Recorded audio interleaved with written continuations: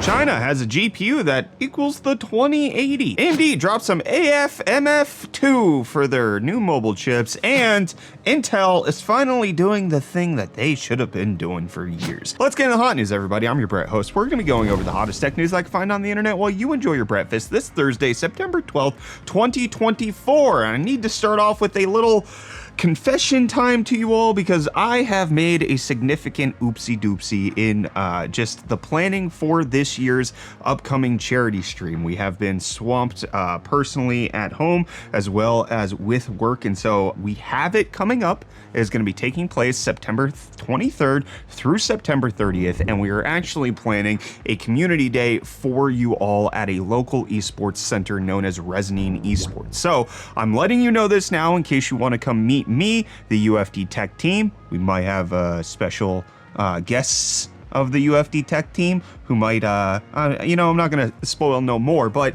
just suffice it to say we're planning on doing a community day at Resonine Esports. It's currently planned for Thursday, September 26th at 1 p.m. I will make sure that there's like an RSVP form, but especially with my wife having our fourth son sometime soon, we have been absolutely slammed in terms of planning for this, but it is happening. Mark your calendars, 6-day, 21-hour live stream for raising money for my third son's rare disease, SYNGAP1. That is going to be happening September 23rd through the 30th with a community day here in Pittsburgh in case you want to come meet us. And it's at an esports arena, so there will be video games to play. We're still working on if there's going to be food and beverages, so don't hold us to that, but also live giveaways will be taking place as well. So a lot of stuff still needs to be hammered out in the details, but I thank you to everybody who will show up or is considering it and has supported us on the charity streams in years past.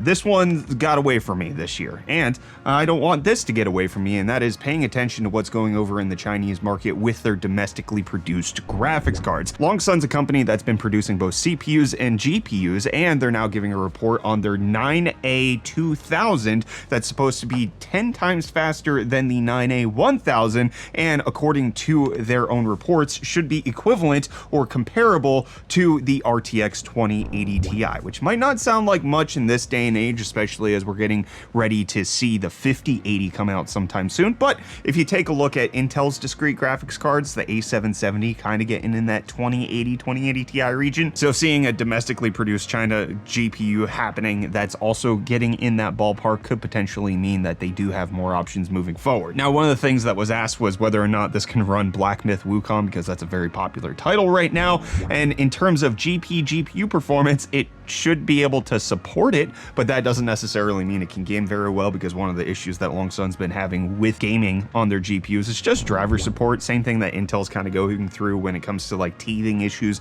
making sure software development's actually supporting the games as they come out when they're properly available. All of that kind of stuff has been very difficult for the companies that aren't one of the mainstream players. I mean, heck, even look at AMD, they're still even trailing in comparison to some of the game-ready drivers that NVIDIA happens to have well before game actually even released. I mean, the Final Fantasy 16 drivers have been available for weeks at this point. So stuff like that takes time, but I like to keep abreast of it and making sure that I know that this is happening, simply because I want to be aware of all the GPU competitors that are out there, and I want you to be aware of today's video sponsor. Hey you, what are you sitting in, and why isn't it a Refine gaming chair from Fractal Design? The Refine is now the official hot news chair, as well as the sponsor of today's video. When Fractal Design does something, they do it right. In the UFD office, we're always talking about how much we love the Terra, or the Pop, or the North. Point is, we like Fractal. Luckily, Fractal likes us too, and they were kind enough to send us 2 of their brand new Refine chairs. We have one black and one white, both being the mesh configuration.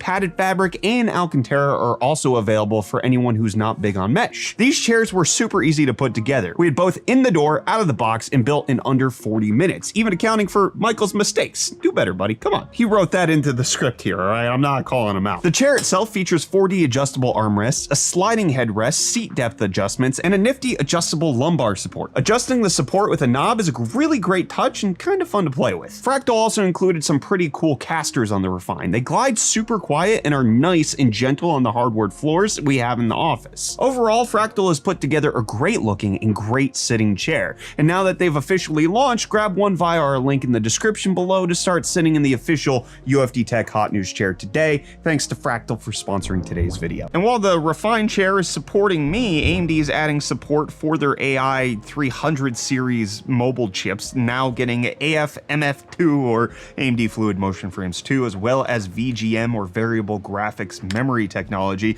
which according to AMD themselves can boost FPS by 78%. Fluid Motion Frames, very similar to NVIDIA's DLSS frame generation, where it can actually boost the FPS that way without necessarily adding too much latency. But then Variable Graphics Memory allows you to increase the amount of RAM that's dedicated to the integrated GPU, the RDNA 3.5 GPU that's on these AI 300 series chips. AMD is saying that this is different than shared graphics memory, and they're suggesting that you leave 16 gigabytes of RAM over to the CPU, but you can increase it, which is why we saw some of the performance improvements on the ROG Ally X when we did our review, which you can check out right up there. But we already were very impressed with the AI 365 in the ZenBook S16, which, in case, again, you want to check out the review, that's right up there. These are very performant integrated GPUs. I'm glad to see that AMD is supporting them with more software. Should be healthy moving forward, and I hope Reece is healthy moving forward for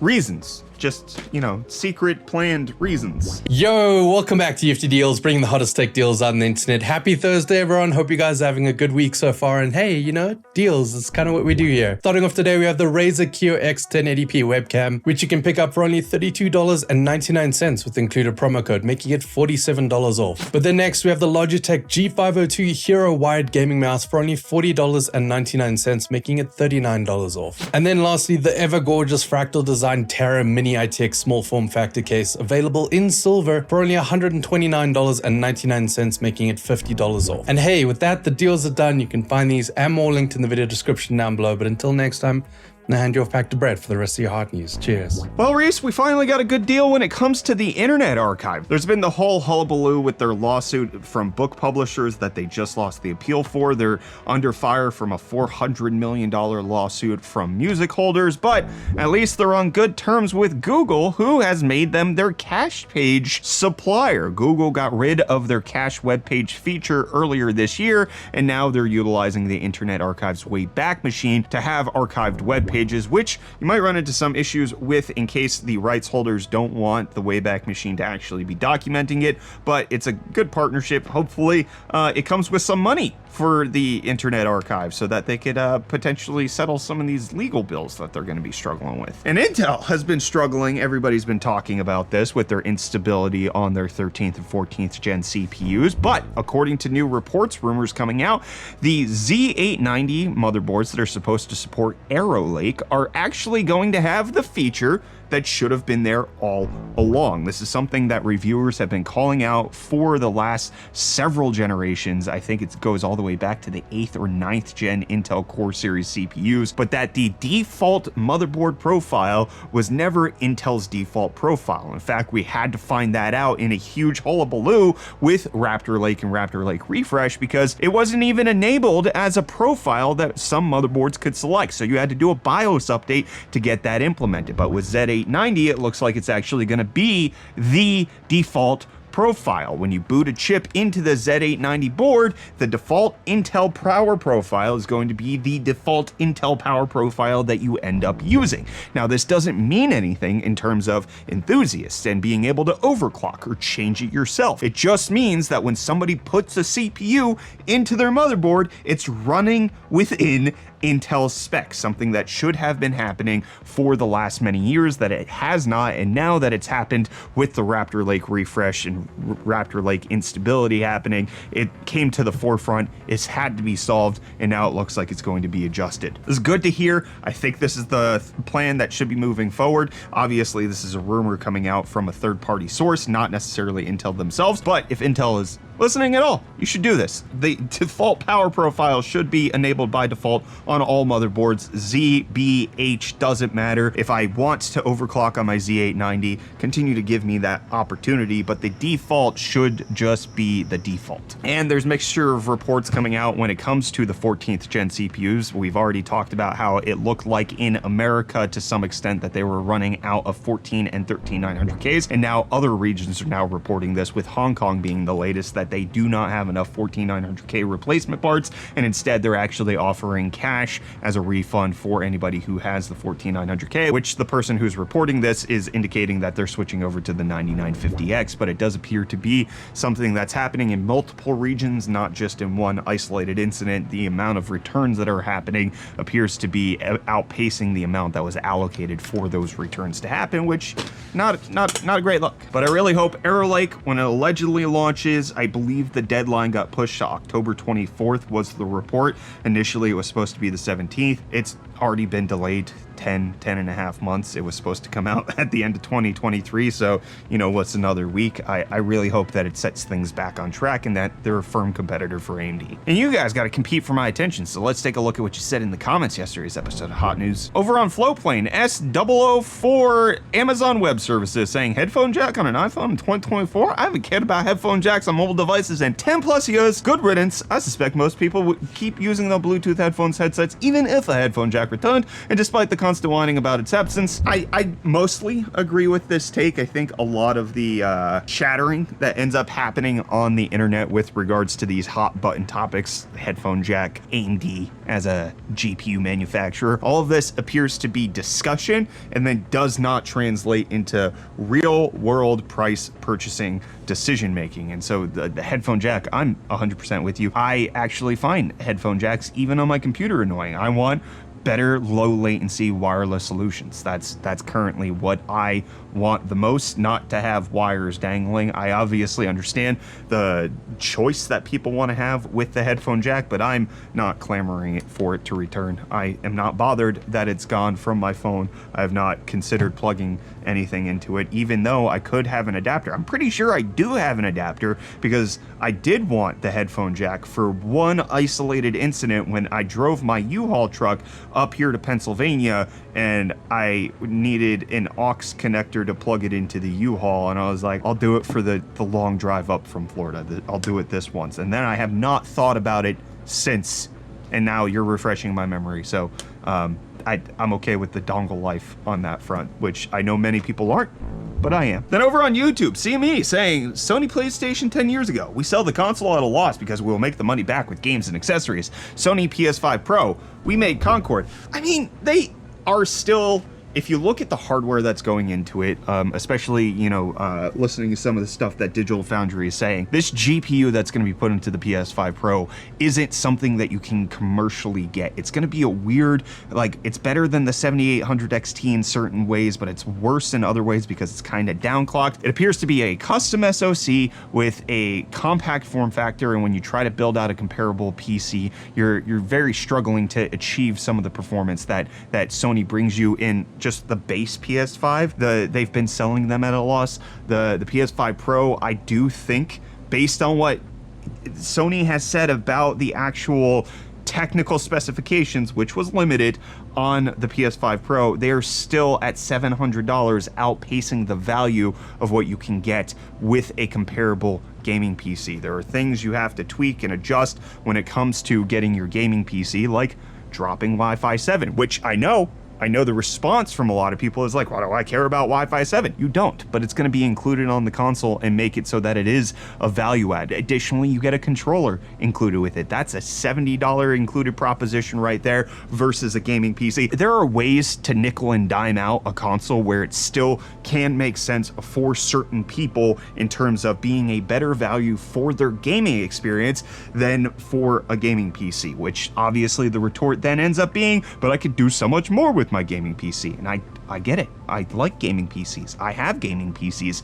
but not everybody does. Not everybody wants it. Some people just want to sit down, turn on the console at the end of the day, play some video games. And then Miles saying somehow the Pro version of a console doesn't come with all of the features that the base model had, disk drive and vertical stand. This is why I'm happy Sony is porting all of their games to PC. My base PS5 will be my last console. So couple of things there. Sony hasn't confirmed that they're porting all of their games, just that they're like actively developing a strategy. So I could still see them withholding some exclusives moving forward, even though they're trying to be a bit more proactive about PC. Number two, base level PlayStation 5 did not come with a disc drive. The base level PS5 at $399 did not come with a disc drive. That was the base level one, the digital edition. People were very upset with it then, but they did launch at the time that the PS5 came out into existence, also did not have a disc drive. So that the vertical stand thing, it's meant to stand. What do you need the vertical stand for? The only problem I have with the vertical stand, with Sony not including it, is the fact that they're putting it in their promotional imagery. You can stand the PS5 up vertically without a stand. It's like designed to be vertical. That's how it goes. The stand doesn't make it different. The horizontal stand is still included. You can lay it on its side. It's supposed to have the ability to be able to do that. At least the Slim does. Actually, I don't even know if you can lay it horizontally. That would be a bigger problem, is if you don't have a horizontal stand included with the PS5 Pro. The vertical stand, who freaking cares? Who's using it? Who actually wants that? It's not included with the PS5 Slim. I had the vertical stand with my regular PS5. I didn't use it because it stands upright just fine. It feels like a non serious argument when I hear people discuss things that, like, I've seen people's PlayStations. They're not using the stand. Some people might, and they might be upset that it's not included, but I'm more upset, like, Sony, just drop it from your promotional material and never mention that it exists, and then nobody's gonna be talking about it. And then Muck's saying, it's not about whether you're okay with the disc drive being gone, it's the fact that they're not including it with a $700 console. Maybe you're okay with buying games all digital, but most of us probably aren't. And you can't play used games either. And one day when the PS5 store shuts down and you can't buy the disc drive 2 anymore, you'll be left with a dead console. To which Tailbong responded, discs are just license keys now anyways, so we still have to rely on all the patches and updates being backed up to even use the disc, and we'll have to jailbreak the console to install those patches anyways. That is a thing. Additionally, saying most people probably aren't, like, most PC gamers are. Most PC gamers don't have disc drives. Like, it's a very common thing. Very common. Additionally, like, the amount of sales that are happening digitally, Sony can show that this is the correct move to make, even if people are saying that they want to have the ability to put the disc in. Sony probably has the sales data to back up that most people aren't actually doing that, and then they're instead opting for the digital edition. Buying used games, again, that's just not, as a PC gamer, I haven't bought a used game for my computer in a long time. I wait for the sale, I wait for it to drop in price. That's when I get my used game, is when the developer will give it to me for $10 to $30, not when I get it from a friend or from GameStop. And then, yeah, when the PS5 store shuts down and I can't buy the disc drive 2 anymore, I'll be left with a dead console. And I'm okay with that. I'm personally not wanting to hold on to what's currently here. I'm not bummed that the PlayStation 3 is not online anymore. It doesn't affect me. Actually, it still is online. They have about 2 million active players there, but, like, it just doesn't affect most people. The percentage of people who are on legacy consoles dwindles. And I think these are arguments that apply to a very small subsect of users, and you could argue all day about whether those subsect of users should be catered to, but at the end of the day, Sony is going to where their actual user base is, who actually buys their games and buys their consoles, and they're finding that, hey, guess what?